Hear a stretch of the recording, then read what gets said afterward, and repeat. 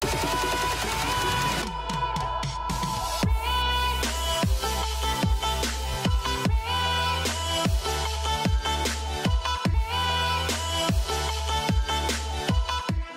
araw po muli mga kaguro, kabayan at kaempleyado. Maraming salamat po sa patuloy ninyo na panonood at pagtutok sa ating YouTube channel.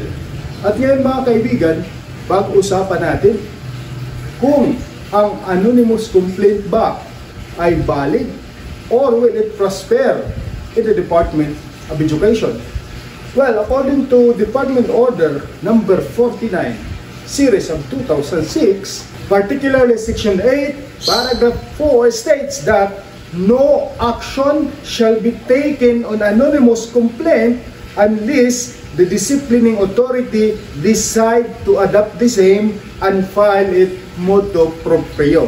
So, if the anonymous complaint o yung mga complaint na hindi nagsasaad ng mga tunay na pangalan o hindi sinasabi kung sino ang sumulat, will be only be valid if there is an obvious truth and merit to the complaint and if the disciplining authority will take cognizance of the case.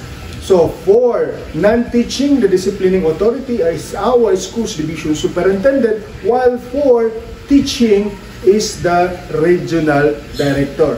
But you have to be reminded, anonymous complaint is dismissed because they do not conform to the requirements of a valid complaint. What are the requirements for a valid complaint? Number 1, full name and address of the complainant. Number 2, full name and address of the person complained as well as the position and office in the Department of Education. The next, a narration of relevant and material facts which shows the acts or omission as alleged and committed by the person.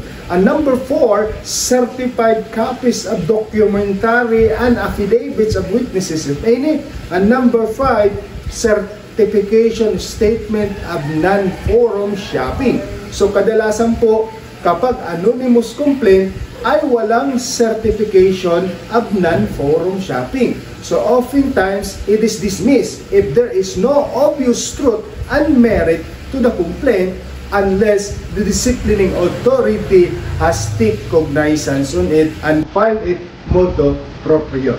So yun po mga kaibigan, maraming salamat po sa inyong panonood.